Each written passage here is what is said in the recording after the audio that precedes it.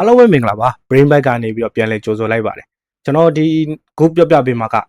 CV form နဲ့ပတ်သက်တာလေးပေါ့ကျွန်တော်တို့အရင်လိုမျိုး CV form ကိုဒီလိုမျိုးအဖြူပေါ်မှာ A4 စာရွက်ကျွန်တော်တို့ရဲ့ဒီ graduate ဖြစ်တဲ့ဟာတွေရော personal ဟို qualification တွေရောပြီးတော့ကျွန်တော်တို့ဒီ certificate တွေကိုကျွန်တော်တို့ဒီထဲမှာအကုန်ထည့်ရေးကြရေးပြီးကျွန်တော်တို့ experience ရှိတဲ့လူကလည်း experience ရှိတဲ့ဆိုတဲ့အကြောင်းပေါ့နော်ဒီလို scale ကဘယ်လောက်ရှိတယ်ဆိုတဲ့အကြောင်းလိုရေးကြဒါပေမဲ့ဒီဟာကြီးကခရိုးရိုးကြီးဖြစ်နေကျွန်တော်တို့ဒီအလုပ်သွားလျှောက်တဲ့ခါကျရင်ဒီပုံမှန်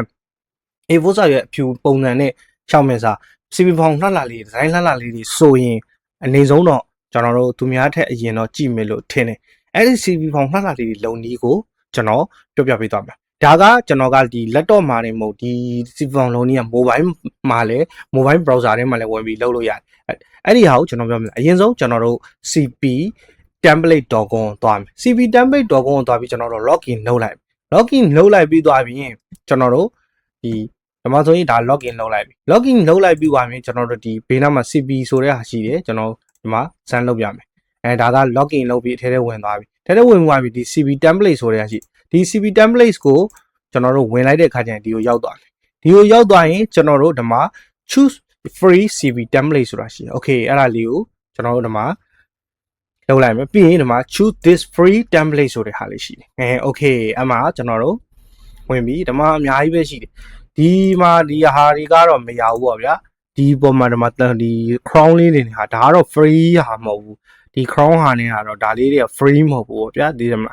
ဒီ crown မဟုတ်တဲ့ဟာဒါဆိုရင်တော့ဒါကပိတ်ဟာတယ်ဒီလိုမျိုးဟာလေးကိုဒါ free ရဒီ template ဆို free ရဒီမှာကျွန်တော်တို့ဖြည့်မယ်ကျွန်တော်တို့လိုချင်တဲ့ဟာလေးကိုကျွန်တော်တို့ဖြည့်လို့ရတယ်ဒီမှာ design လှလှလေးနောက်တစ်မျက်နှာကူးခြင်းလည်းရတယ်နောက်ထပ်ဒီမှာ add page ဆိုတဲ့ဟာနောက်တစ်မျက်နှာကူးခြင်းလည်းဟာလေး CV form design လှလှလေးပေါ့ပန်းအောင်ကြိုက်တဲ့လူပန်းအောင်ဒီမှာ color ဒီမှာဆိုဒီဟာလေးဆိုဒီပန်းအောင်ဒီဟာလေးတွေဆိုဒီမှာဆိုတစ်မျိုးဟာလေး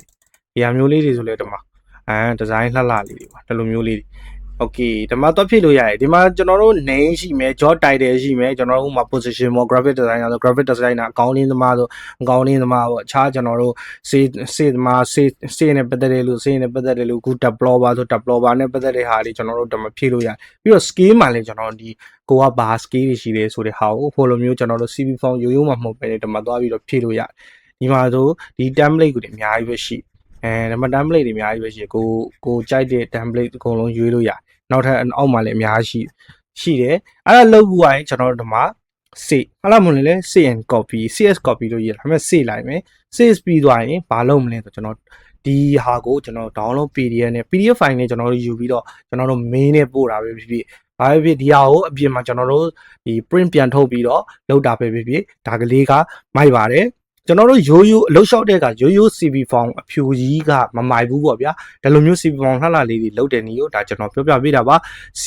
အရင်ဆုံးကျွန်တော်တို့ CV ဒီ website နာမည်က cptemplate.com ပါဒါမှသွားပြီးတော့ကျွန်တော်တို့ဝင်ပြီးတော့ CV form လှလှလေးတွေလုပ်လို့ရပါတယ်အားလုံးပိုင်းအလုပ်ကိုင်းနေစင်ပြကြပါစေဆိုကျွန်တော်စုံမကောင်တောင်းလိုက်ပါတယ်